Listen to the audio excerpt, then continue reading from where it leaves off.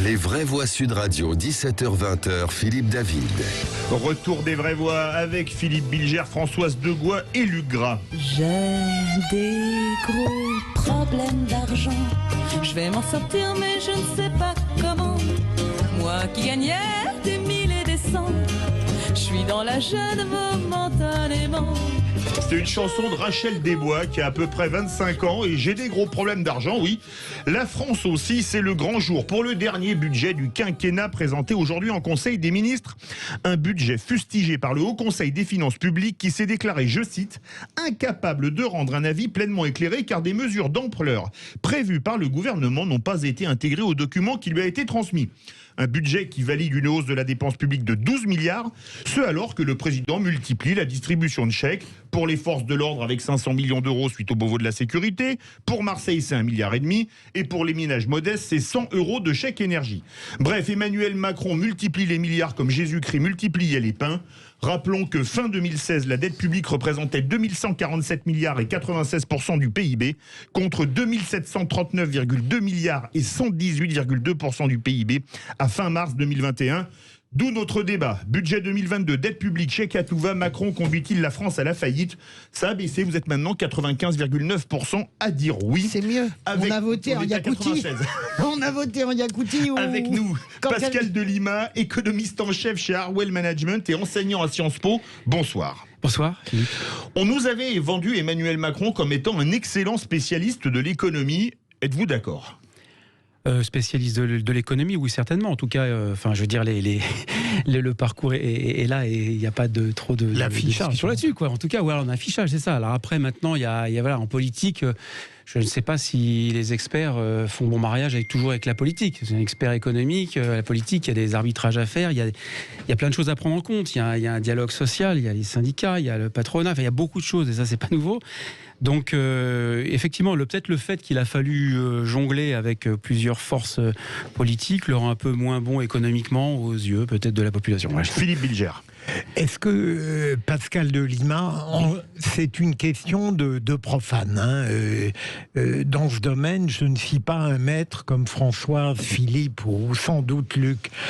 Est-ce que vous trouvez normal ces vannes financières qui sont lâchées comme ça à la fin d'un quinquennat? J'entends bien que tous les présidents ont fait des promesses à la fin, mais est-ce que vous n'avez pas l'impression que lui dépasse les bornes ? En fait, il y a la position de l'entreprise, la position du privé consiste souvent à dire qu'on a l'impression que ça dépasse les bornes, effectivement, parce que on imagine cette dette-là à l'échelle d'une entreprise qui se gère de façon presque plus proche des salariés et presque de façon plus rationnelle et plus perceptible pour nous. Les politiques sont plus dans un très très très très long terme. La dette publique, c'est un très très long terme. Je dirais presque que la dette publique, c'est presque pas de l'argent quelque part pour les politiques, je pense. Et il y a des variables macroéconomiques à prendre en compte qui font qu'elle peut s'assainir sur 20, 30, 40 ans, que la dette peut se restructurer, que la dette, on parle même d'élimination, peut-être le cas échéant, j'en sais rien, moi je pense que c'est pas possible, mais on parle éventuellement de l'extinction d'une partie de la dette Covid, et des taux de croissance faramineux et des taux d'intérêt encore faibles. Tout ça fait que au niveau sur 20, 30 ans, je pense qu'il y a une vraie opposition entre la vision politique et la vision d'État public et celle d'une entreprise, et c'est ça qui, à mon avis, je suis d'accord avec Pascal, c'est-à-dire que ramener en disant moi si je gérais mon budget comme ça je serais déjà en faillite, c'est une idiotie en fait. Emmanuel Macron il fait pas pire que les autres, je suis pas tout à fait d'accord. Ça c'est la grande tradition électorale française. Il y a deux traditions, il y a la tradition du chéquier avant les élections présidentielles. François Hollande a fait ça, Mitterrand a fait ça, Sarkozy a fait ça également. C'est classique. Et alors, ce qui est intéressant, c'est que les Français se laissent berner, mais en toute conscience. Chacun sait que de toute façon, c'est électoraliste, mais on prend ce qu'il y a à prendre. On devrait d'ailleurs parfois changer notre logiciel. Notre devise. On devrait dire pas vu, pas pris, plutôt que liberté, égalité, fraternité. Le deuxième point, c'est que il y a une tradition. et là je rejoins Pascal, mais je le pousse au bout, et Luc sera d'accord, il y a une tradition française de l'intendant suivra. Voilà, c'est la grande phrase, si tu veux, de Mitterrand à Rocard, l'intendant suivra. Même De Gaulle, mais il avait quand même de la croissance, lui. Voilà, De Gaulle, c'est ça. Même Sarkozy, Hollande, mon adversaire, c'est la finance, boum, allez, hop. Donc je veux dire par là que il y a un côté, c'est très français, et puis on se dit, de toute façon, cette dette, elle va s'éteindre, puisqu'apparemment... presque naturellement, c'est quasiment presque de l'argent magique, en tout cas la dette Covid. Donc, il n'y a rien qui me heurte. J'ai beaucoup de critiques à formuler à Emmanuel Macron, mais il est dans la tradition de ses prédécesseurs. Pascal Delima, si vous avez un peu d'argent magique, pensez à moi. Hein. Oui, pas de problème. À moi pour aussi. répondre à Françoise Degois. Non, mais vous comprenez. Allez-y, Pascal. Vous êtes Dans le d'accord, Pascal, ou pas? Dans le micro. Tout à fait, complètement d'accord. Et il y a aussi les élections présidentielles qui arrivent. Hein. Vous savez qu'il y a des études, alors pour le coup très sérieuses dans des revues, etc. Qu'on lit pas, rassurez-vous. Qu'on lit pas, mais qui disent vraiment que des modèles, qui disent que de toute façon, souvent, à l'arrivée des présidentielles, on dépense. Et les plans d'austérité sont plutôt au début. En général. Ouais. Et donc c'est assez intéressant. C'est difficile. Enfin, on va pas faire aussi de l'austérité aujourd'hui. Ça va être compliqué. Si on fait l'austérité, dette, augmentation des impôts, ça va être chaud pour les présidentielles.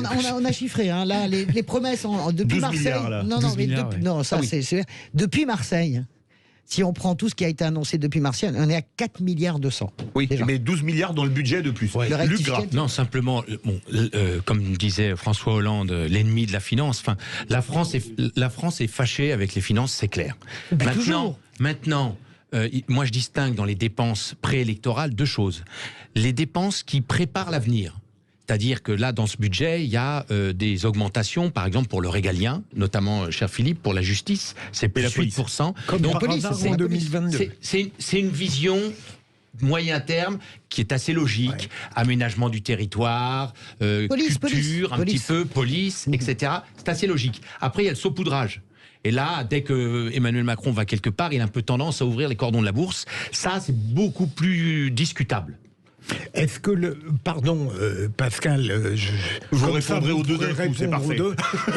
J'ai bien compris et c'est sûr que Françoise a raison, comme vous-même, lorsqu'on dit que c'est la pratique de tous les pouvoirs en fin de mandat.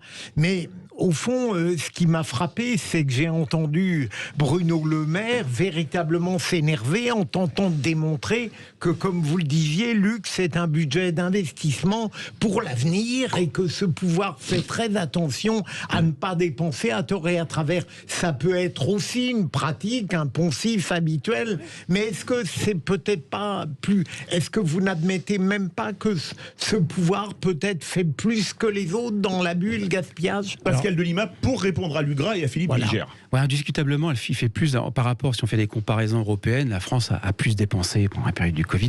La France, aujourd'hui, également, continue de dépenser. On est dans un État qui, de toute façon, a cette tradition-là, qui est quand même celle comment dire, des keynésiens, pour dire le gros mot des économistes, qui est quand même de répercuter tout cela sur, enfin, la consommation, le pouvoir d'achat. Et donc, c'est difficile d'aller à l'encontre de ça. C'est une tradition. Les Français ont besoin, aujourd'hui, d'y voir clair sur le pouvoir d'achat aussi. Donc, la dépense, elle est inhérente à tout cela. Que ce soit d'ailleurs une dépense directement, je dirais, pour la consommation, que ce soit des impédants d'investissement public. C'est la même chose, l'investissement public, l'éducation, ça va se retomber un jour ou l'autre de toute façon sur le train de vie de l'économie. Donc c'est cet état d'esprit-là qui continue. Je crois qu'on est dans un état traditionnel qui continue à faire exactement comme avant. Je voulais dire qu'on est convertiste. Il n'y a pas de libéraux en fait en France. Les libéraux n'ont jamais gagné. Nicolas Sarkozy, pure tradition de la dépense d'État. C'est une tradition française. Après, il y a eu un libéral Alain Madelin. Oui, et puis il n'est pas resté longtemps, surtout à Bercy. Merci beaucoup. Bon, ça peut être bon niveau. Je la fais avant que vous la fassiez. J'aurais pas osé la faire. Écoutez, en tout cas, c'était ma Madeleine. Donc là, je suis d'accord absolument avec vous sur cette idée-là de tradition française. Alors ça fait s'étrangler les responsables. Je me souviens qu'en 2007, François Bayrou décide de prendre le contre-pied et lance toute sa campagne sur la dette. Et il monte dans les sondages et puis il se scratche avant le second tour parce que il fait le pari que la raison, toute sa campagne sur la dette, il faut assainir, etc. Ça commence comme ça, vraiment très fort. Eh bien, il fait le pari que ça va parler au cœur des Français, mais ça ne parle pas au cœur des Français. On reste une nation irrésistiblement romantique. Hein. Est-ce que la dette, ça peut compter dans la prochaine présidentielle, Pascal Delima? Et on part au 0826 300 300. Je pense que oui, ça va être le sujet numéro 1, ça va être la dette. Ça c'est sûr, quoi. La dette, et voilà, il va y avoir les pour, les contre, et puis ça, c'est un sujet. Bon, ensuite il y a la question du monde de demain, c'est-à-dire que c'est pas un budget fait pour le monde de demain encore. On parle pas encore de l'après-Covid et de l'après-pandémie, alors qu'on sait très bien qu'il y a une révolution qui se produit aujourd'hui dans l'économie. Et puis troisièmement, on dit rien sur les recettes, c'est-à-dire qu'il va pas falloir qu'au bout d'un certain temps, ce qui dit dette. Oui. Dit, Ricardo, enfin bref, qui dit que David Ricardo, oui. Et l'effet Barreau-Ricardo, qui est qu'un jour ou l'autre, de toute façon, les impôts vont augmenter. Ricardo, c'est pas le jour de foot. Hein, non, rien à voir. Non, c'était pas l'ancien joueur du PSG. Celle-là, elle est très forte. De Brésilien. Direction le 0826. Ricardo, sinon rien. Bonsoir, Marianne. Marianne. On a Marianne de l'Essonne au 0826 300 300. Vous nous entendez, Marianne ? Oui, bonjour, monsieur. Bonjour, les vraies voix sont en pleine forme aujourd'hui, entre calembours et jeux de mots. Est-ce que vous pensez que pour vous, Emmanuel Macron conduit la France à la faillite ? Vous avez réagi au 0826 300 300. Oui, avec mes faibles connaissances en économie, oui, ça paraît évident, hein, au plus. Est-ce que pour vous, distribuer les chèques comme ça, c'est purement électoraliste ? Françoise Degois rappelait que Mitterrand l'a fait, que Chirac l'a fait, enfin que tout le monde l'a fait. En fait, oui. Tradition. Sauf Giscard en 80, parce que Raymond Barre voulait pas. Oui, d'accord, mais enfin bon, regardez le résultat. Vu le résultat, on vous écoute, Marianne. Non, mais en fait, on dirait pas qu'il a été ministre du budget, hein, monsieur Macron. Hein, parce il l'a pas été. Il était ministre des Finances. Il l'a pas été, ministre des Finances, du budget. C'est pareil. Parce que franchement, non, mais c'est purement électoraliste, ça c'est clair. Mais bon, il pourra pas tenir ses promesses. Et il espère duper les Français, seulement les Français ne sont plus dupes maintenant. Alors ça, après, c'est les élections qui nous le diront, ma chère Marianne. Restez avec nous. Ça t'a souhaité. Hein. Pascal de Lima, une question quand même. Les Français, quand on leur parle de la dette, je vais prendre un exemple, la dette officielle, je disais tout à l'heure à fin mars, c'est 2739,2 milliards d'euros, 118,2% du PIB. Mais en fait, la dette, nos chiffres, ils sont faux, puisqu'on ne compte pas les retraites des fonctionnaires notamment. Et d'après ce qu'on dit, la dette française, c'est le double. C'est pas 2700, c'est plutôt 5000 milliards. Oui, est-ce que c'est soutenable ? Parce que quand on passe au simple, ça fait déjà beaucoup, vous nous dites, c'est pas dramatique, mais le double, c'est plus gênant quand même. Je crois pas que c'est dramatique, moi. Il y a la soutenabilité, et puis il y a la dette, ça veut dire quoi finalement ? Pour le dire simplement, c'est vrai que retraites des fonctionnaires sont pas prises en compte, c'est vrai qu'en face de la dette, il y a aussi des dépenses d'infrastructures. Recyclage des centrales nucléaires. Par exemple, il y a aussi des dettes d'infrastructures, d'éducation. Donc, il faudrait ramener tout cela aussi à l'héritage, à la naissance d'un tout jeune Français qui hérite de plus de 30 000 euros déjà. Et ça joue, si vous voulez, de patrimoine. Pardon. Donc, en face de la dette, il faut mettre aussi tout ce qu'on hérite quelque part du patrimoine français. Et deuxièmement, il y a effectivement plein de choses à dire. C'est qu'il y a une dette qui bouge pas depuis des années, qu'on appelle une dette structurelle qui est là depuis 20 ans, qu'il y a plein de choses et plein de dysfonctionnements. Et puis il y a une dette conjoncturelle qui peut se résorber plus facilement, qui celle-ci est liée au contexte Covid, etc. Là, après, il y a la soutenabilité. Donc du coup, quand on a dit ça, on dit alors il faut que ce soit soutenable. L'idée, elle est simple, c'est que quand on a des taux de croissance, en grand en général, les économistes à l'aveugle disent allez, on y va. 6% de croissance, 4% en 2022. Et puis en plus, les taux d'intérêt sont encore bas, ça monte un peu, mais c'est encore bas. En plus, il y a de l'inflation, donc ça fait fondre mécaniquement les crédits, dans un effet comptable en fait, pour le dire clairement. Et donc, voilà, donc c'est le moment, on peut y aller.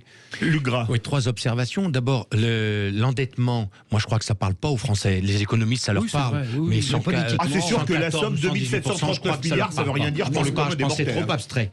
Deuxième point, ça fait 30 ans, depuis Raymond Barre, qu'on vit avec l'endettement, qu'on nous dit il faudrait serrer. Dernier budget en équilibre, c'est 74. Voilà, donc très bien.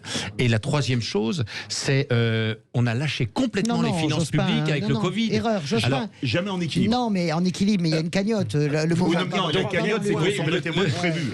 Le troisième point, c'est que les Français peuvent pas comprendre la chose suivante, c'est que avant le Covid, on leur parle qu'il faut serrer, qu'on est quasiment en état de faillite, etc. Le Covid arrive et là, on dit tout ce qu'il faut dépenser, on le dépense. C'est compliqué pour les Français. Je rebondis sur Luc Gras et je vous donne la parole, Françoise. Il y a 2007, 2007, il va vous en vouloir. Ça fait 14 ans, François Fillon dit en arrivant au pouvoir, je suis à la tête d'un pays en faillite. 14 ans après, quid ? Ouais, alors bon, en faillite, est-ce qu'on est vraiment en faillite? Je crois pas qu'on soit en faillite. Je crois pas. Donc François Fillon racontait n'importe quoi. Oui. Pardon pour lui, mais oui. Enfin, franchement, il suffit de voir les agences, les notes. Oui. On attribue une note à la dette française. La note de la note française, elle est 18 sur 20. C'est pas la Grèce, c'est pas le Portugal. Pardon, j'adore ce pays, mais c'est pas le Portugal. Oui. Mais le Portugal va mieux, hein. C'est vachement bien sorti. Grâce à la coalition de gauche, je le dis. Tout à fait. Par rapport aux autres, c'est étonnant. Bien sûr. Super Premier ministre, coalition de gauche. Voilà, par rapport aux autres, finalement, on a une bonne note. Il y a 100 critères, on va pas rentrer dedans, mais c'est des critères. Les agences de notation font quand même des trucs un peu. Donc on est quand même pas mal. Alors après, attention, voilà, c'est une dette, mais elle est censée se résoudre. Je voulais juste te dire que Françoise Cour et Pascal Cour. Je peux pas être soupçonnable, moi, de soutenir Emmanuel Macron. Mais j'avoue qu'il y a quand même. C'est impossible. Par contre, je trouve que Bercy a rendu une copie parfaite pendant le Covid. Honnêtement. D'ailleurs, grâce à l'emploi aidé, en réalité, tous les pays qui pratiquent cet État-providence-là, Allemagne, Italie, Espagne, ils ont sauvé 60 millions d'emplois ont été sauvés grâce à ces pays qui ont pratiqué ça. Donc on ne peut pas faire le reproche à Emmanuel Macron de ruiner la France et être content de toucher toutes les aides. Ça, c'est le premier point. En revanche, là où je rejoins Marianne, c'est attention au marché de dupes, attention à la purge. Emmanuel Macron réélu, vous avez vu ce que ça signifie. Assurance chômage, assurance retraite. Vous allez voir la suite, on va pleurer. Pascal Delima, en 30 secondes, on va préparer vos mouchoirs. Ouais, on va pleurer. C'était le titre d'un film de Bertrand Blier il y a quelques années. Super film. Ah oui, enfin c'est sûr que voilà, c'est clair que là aujourd'hui. Non, mais bon voilà, il faut aussi. La dette, c'est un sujet, c'est un excellent sujet pour une campagne présidentielle. Mais ça prendra mais c'est pas du concret. Non, pour les c'est gens. la vie chère qui va être. C'est la vie chère. On est au moins trois, le régalien, moi, François de le social et vous la dette. Verdict, on remercie Marianne qui nous a appelé au 0826 300 300. Verdict sur Twitter. Budget 2022, dette publique, chèque à tout va, Emmanuel Macron conduit-il la France à la faillite? Vous êtes 96,4% à dire oui. Merci beaucoup mon cher Pascal Delima, économiste en chef Charwell Management et enseignant à Sciences Po. De suite, c'est la chronique présidentielle d'Alexandre Priat.